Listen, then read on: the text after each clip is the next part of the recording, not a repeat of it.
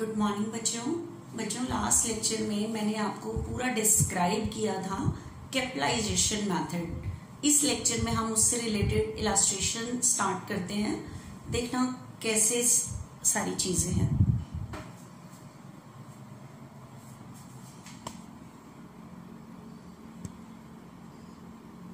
कल हमने illustration start की थी, इलास्ट्रेशन 16 तक किया था।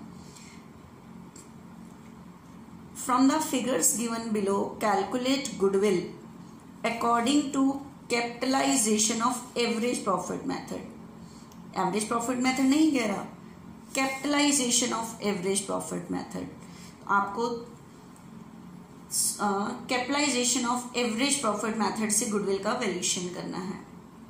ठीक है, तो actual average profit given है आपको, average profit calculated है, normal rate of return 10% है। असेट्स और लायबिलिटीज आपकी, कल मैंने आपको बताया था कि अगर आपको बिजनेस में कितनी कैपिटल लगी हुई है, कैपिटल इन्वेस्टेड निकालना हो तो दो फॉर्मूले बताए थे, या तो असेट में से लायबिलिटीज माइनस कर दो या कैपिटल में रिजर्व ऐड कर दो। कल सुपर प्रॉफिट मेथड में मैंने आपको बैलेंस शीट को समझना बताया था कि गिवन हो तो कैसे कैसे कैपिटल निकल सकती है। तो एक्चुअल कैपिटल एम्प्लॉयड, वही कैपिटल एम्प्लॉयड या कैपिटल इन्वेस्टेड को ही कहते हैं। या तो असेट और लायबिलिटीज गिवन हो वहां से निकाल लो, या कैपिटल में रिजर्व ऐड करके कैपिटल का वैल्यूएशन करोगे। ठीक है, तो इस फॉर्मूले में जो जो चीजें गिवन है वो गिवन आइटम लिख के फिर आपको capitalisation of average profit method से गुडविल का वैल्यूएशन करना है। देखना ध्यान से कैसे करोगे।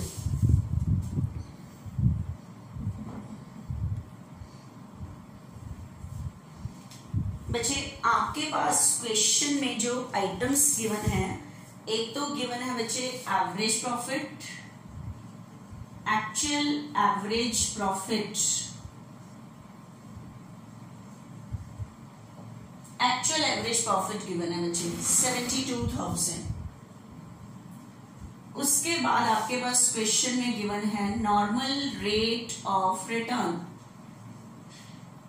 नॉर्मल रेट ऑफ रिटर्न है बच्चे 10%। फिर आपके पास गिवन है असेट्स, असेट्स गिवन है 9,70,000। उसके बाद लायबिलिटीज गिवन है 4 लाख और कह रहा है गुडविल का वैल्यूएशन करो बाय एवरेज प्रॉफिट मेथड, नहीं कह रहा capitalisation of average profit method कह रहा है, कैपिटलाइजेशन ऑफ एवरेज प्रॉफिट। तो कैपिटलाइजेशन ऑफ एवरेज प्रॉफिट में फॉर्मूला मैंने आपको बताया था, कैपिटलाइजेशन ऑफ एवरेज प्रॉफिट मतलब यूज एवरेज प्रॉफिट करना है, लेकिन multiply number of year purchase से नहीं करना, क्योंकि वो एवरेज प्रॉफिट मेथड नहीं कह रहा, कैपिटलाइज करना है।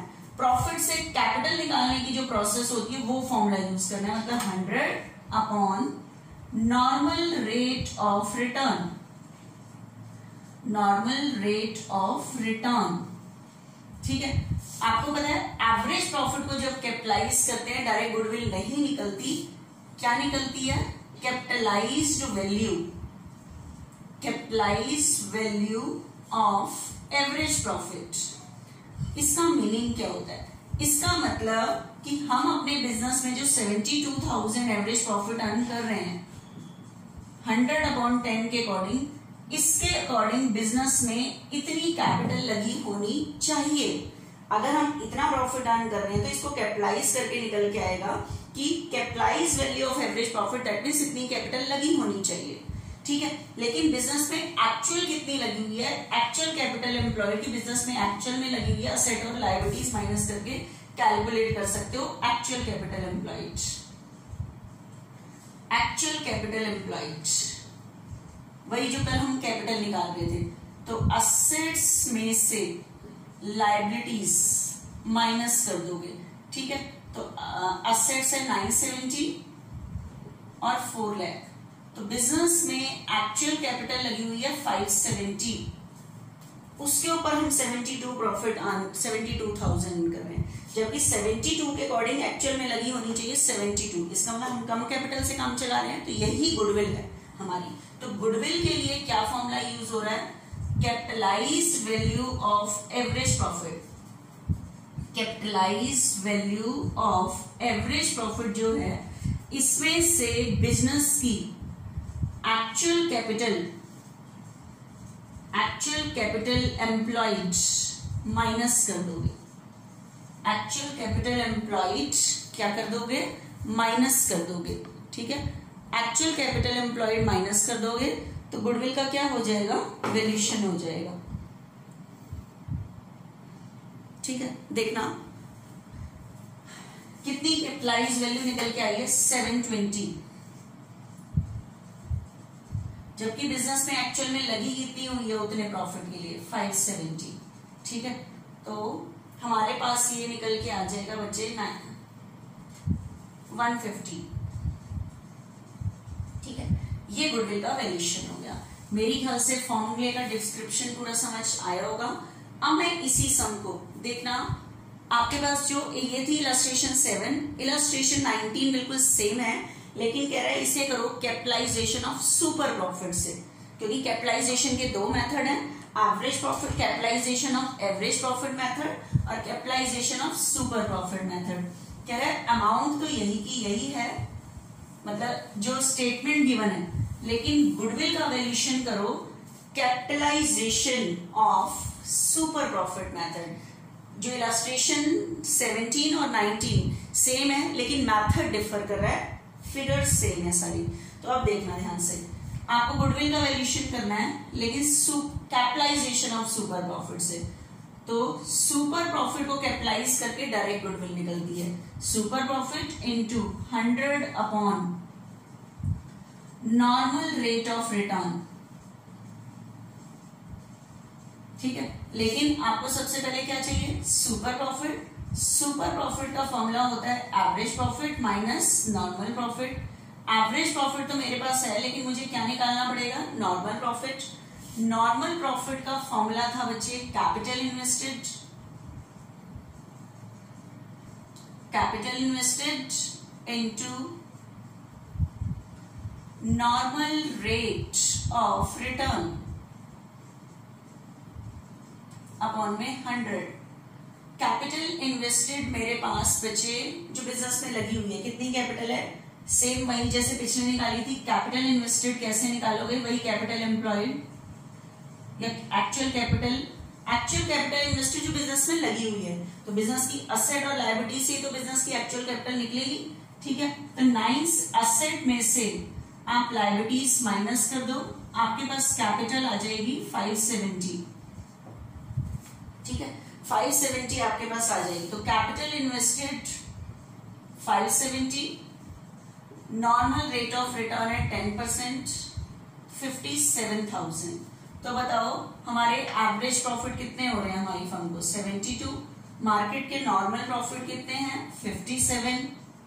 तो हमें सुपर कितने हो रहे हैं, 50। लेकिन मुझे सुपर प्रॉफिट नहीं, कैपिटलाइजेशन ऑफ सुपर प्रॉफिट चाहिए। तो गुडविल के लिए सुपर प्रॉफिट को कैपिटलाइज करने के लिए super profit into 100 upon normal rate of return. देखो फिर से वही आंसर 150 आया है। बेशक से आप गुडविल का वैल्यूएशन करो कैपिटलाइजेशन ऑफ सुपर प्रॉफिट से, बेशक से करो कैपिटलाइजेशन ऑफ एवरेज प्रॉफिट से। ठीक है, उसके अंदर क्या होता है, माइनस सुपर प्रॉफिट वाले में माइनस पहले करते हैं, कैपिटलाइज बाद में। एवरेज प्रॉफिट मेथड में कैपिटलाइज पहले करते हैं फॉर्मूले में, माइनस बाद में। कर तो दोनों ही चीजें रहे हैं, तो उसके अकॉर्डिंग ये चीज हमारी सॉल्व हो रही है। ठीक है, तो आपकी मर्जी है, किसी भी मेथड से आप कर सकते हो गुडविल का वैल्यूएशन। अब नेक्स्ट क्वेश्चन देखना एक बारी।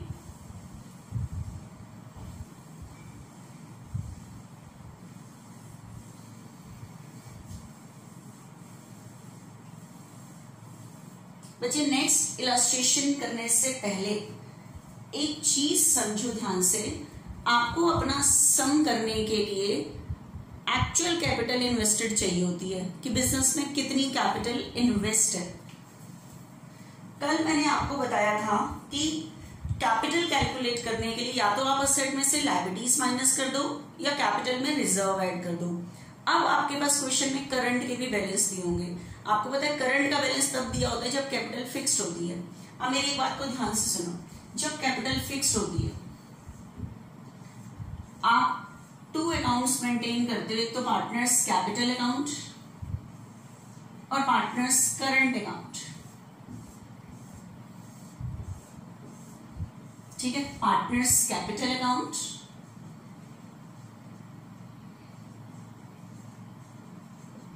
ABC, ये है बच्चे पार्टनर्स करंट अकाउंट। आपको पता है जो कैपिटल फिक्स होती है, आप स्टार्टिंग वाली कैपिटल यहां लिखते हो, इसके अलावा पार्टनर को इंटरेस्ट, सैलरी, कमीशन, जो भी चीज होती है सारी इस अकाउंट में आती है। लेकिन अगर कैपिटल फ्लक्चुएटिंग है तो ये सारी चीजें यहीं आती हैं, और फिर कैपिटल का क्या निकलता है, बैलेंस। तो बच्चे करंट में भी तो पार्टनर का ही तो पैसा है। तो अगर आपको निकालना है कि बिजनेस में कितनी कैपिटल इन्वेस्ट है पार्टनर की, तो कैपिटल का भी बैलेंस लोगे और करंट का भी। जो आपको इन फॉर्मूलेस को करने के लिए क्वेश्चन में कैपिटल चाहिए होती है, तो ये नहीं कि खाली ये कैपिटल यूज करोगे, करंट में भी तो पार्टनर का ही तो पैसा है। तो कैपिटल और करंट दोनों का बैलेंस मिलके कैपिटल इन्वेस्टेड निकलेगी। ये तो कैपिटल फिक्स होती है, तो हम पार्टनर से रिलेटेड 2 अकाउंट्स मेंटेन कर देते हैं इस स्टार्टिंग वाली कैपिटल को फिक्स रखने के लिए।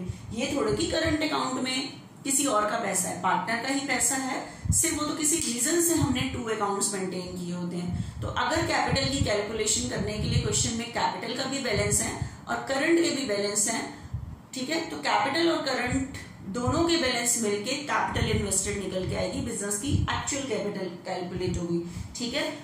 तो देखना नेक्स्ट इलस्ट्रेशन में क्या है।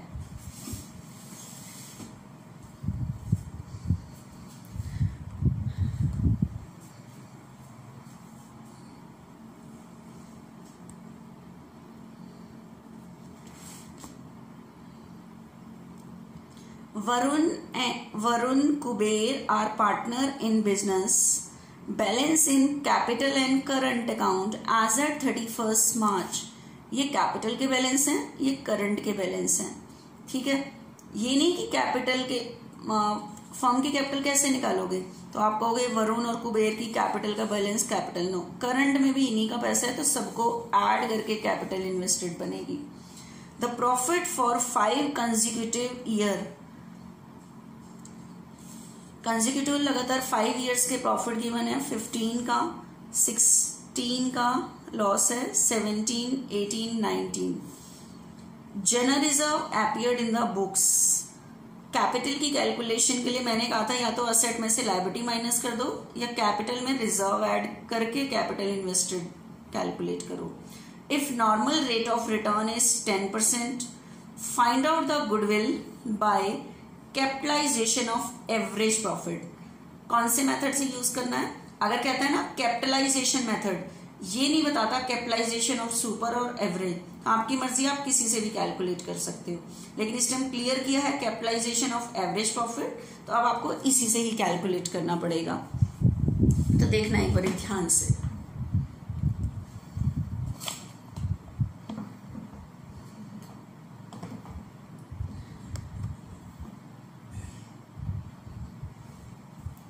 आपके पास क्वेश्चन में capitalisation of average profit method से करना है, तो आपके पास गुडविल निकालनी है capitalisation of average profit method से, ठीक है। तो average profit into 100 upon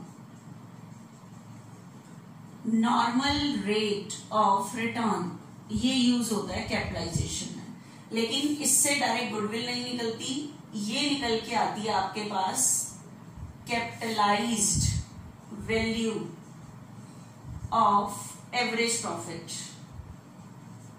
capitalised value of average profit. अब आपके पास क्वेश्चन में एवरेज प्रॉफिट के लिए 5 इयर्स के प्रॉफिट गिवन है, तो पहले एवरेज करो, ठीक है। एवरेज प्रॉफिट चाहिए इस फॉर्मूले को पूरा करने के लिए, तो कितने इयर्स के प्रॉफिट गिवन है? 5 इयर्स के प्रॉफिट की एवरेज करो। फर्स्ट ईयर का प्रॉफिट गिवन है 60, सेकेंड ईयर का आपको लॉस गिवन है 40, इसलिए माइनस लगा दिया मैंने। थर्ड ईयर का प्रॉफिट है, बुक खोल के बैठना बच्चे आगे, 130, क्योंकि अमाउंट वहीं से नजर आएगी कि एवरेज कैसे कर रही हूं। 2 लाख एंड 250, ठीक है, एवरेज डिवाइडेड बाय 5। तो आप ये 5 ईयर्स के प्रॉफिट की एवरेज कर लेना, ये आपके पास टोटल एवरेज प्रॉफिट निकल के आ रहा है, ये है 130, 330, 330, 330, 250 and 330, 250 and 60 प्लस वाले तो ये है हमारे पास 640। 640 में से 40 लॉस माइनस करो तो आपके पास निकल के आ रहा है बच्चे ये 6 लाख। तो 6 lakh divided by 5, 120 average profit आया। अब आप आगे कर सकते हो कि capitalise value of average profit, capitalise value of average profit. तो एवरेज प्रॉफिट मेरे पास कितना आया है 120, इसको कैपिटलाइज करना है। तो नॉर्मल रेट ऑफ रिटर्न मेरे पास गिवन है बच्चे 10, तो 100/10 क्योंकि कैपिटलाइज करना है। ठीक है, इसका मतलब मैं जो ये 120 प्रॉफिट अर्न कर रही हूं तो इसके लिए मुझे इतनी कैपिटल लगानी चाहिए, 12 लाख लगानी चाहिए मुझे बिजनेस में। ठीक है, गुडविल के लिए मैं क्या करूंगी, ये जो capitalize value of average profit है, capitalize value of average profit, ये जो गिवन है इसमें से मैं बिजनेस की एक्चुअल कैपिटल एम्प्लॉयड कह लो या इन्वेस्टेड कह लो, इसको माइनस कर देंगे। बिजनेस की एक्चुअल कैपिटल को इसमें से क्या कर देंगे, माइनस कर देंगे।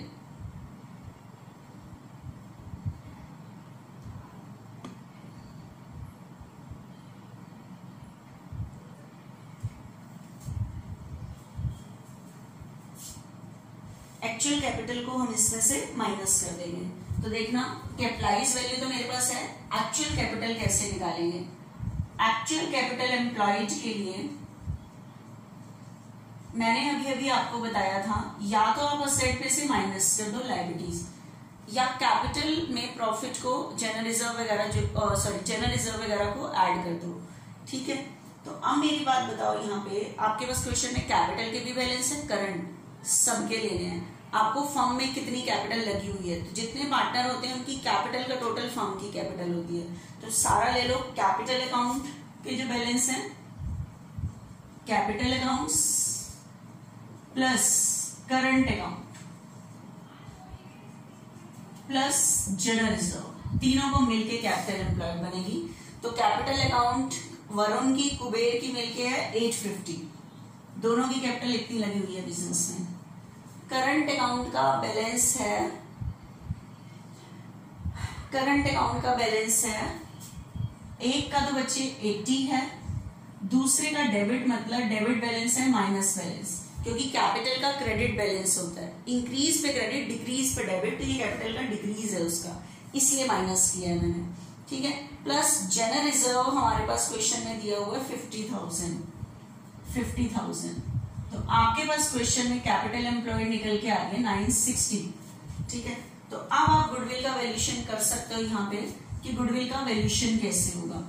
गुडविल के वैल्यूएशन के लिए ये अभी मैंने नीचे लिख रखा है, गुडविल का कैपिटलाइज वैल्यू निकल के आ रही है बच्चे 12 लाख, मतलब हमें कैपिटल लगानी चाहिए 12 लाख अपने इस एवरेज प्रॉफिट के अकॉर्डिंग, लेकिन बिजनेस में एक्चुअल में कैपिटल कितनी लगी हुई है 9,60,000, तो हम कम से कम चला रहे हैं, तो यही हमारी गुडविल है बच्चे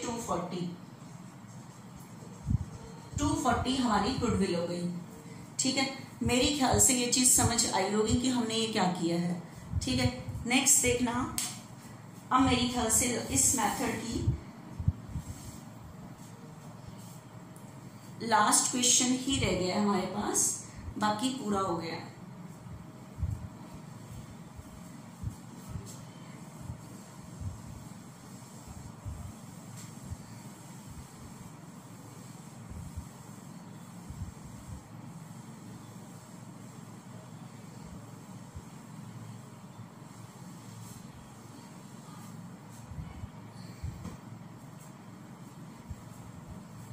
देखो बच्चे, लास्ट आपके पास क्वेश्चन में गिवन है from the following information calculate goodwill by capitalisation method, लेकिन उसने ये नहीं बताया कैपिटलाइजेशन ऑफ सुपर प्रॉफिट या capitalisation of average profit. As you wish, जो आपकी मर्जी है उससे कर सकते हो, आंसर दोनों से सेम आएगा। असेट्स गिवन है, एक्सटर्नल लायबिलिटीज, एक्सटर्नल वही लायबिलिटीज तो बाहर वालों का ही पैसा होता है, तो बाहर वाली liabilities. Normal rate of return 10%, average net profit of last 5 years. तो ये चीजें गिवन है, इससे आपको गुडविल का वैल्यूएशन करना है कैपिटलाइजेशन मेथड से भी, 3 year purchase of super profit method से भी करना है, क्योंकि मैं आपको कल सुपर प्रॉफिट मेथड कराया था, उस मेथड से भी गुडविल का वैल्यूएशन करना है आपने। ठीक है, देखना आपके पास बच्चे क्वेश्चन में गिवन है, एक तो टोटल असेट्स गिवन है, टोटल असेट्स आपके पास गिवन है 10 लाख। उसके बाद एक्सटर्नल लायबिलिटीज, वही लायबिलिटीज को ही कहते हैं, 180 गिवन है। ठीक है, उसके बाद normal rate of return given है, normal rate of return given है बच्चे 10%। उसके बाद average net profit average profit को ही कहते हैं, इसका मतलब एवरेज दी हुई है, निकली निकलाई, ऑफ लास्ट 5 ईयर, 5 साल के प्रॉफिट की एवरेज की हुई है, ये 1 लाख है। चलो अब वो कह रहा है कैपिटलाइजेशन मेथड से निकालो, आपकी मर्जी है, किसी भी कैपिटलाइजेशन के 2 मेथड है, capitalisation of super profit, capitalisation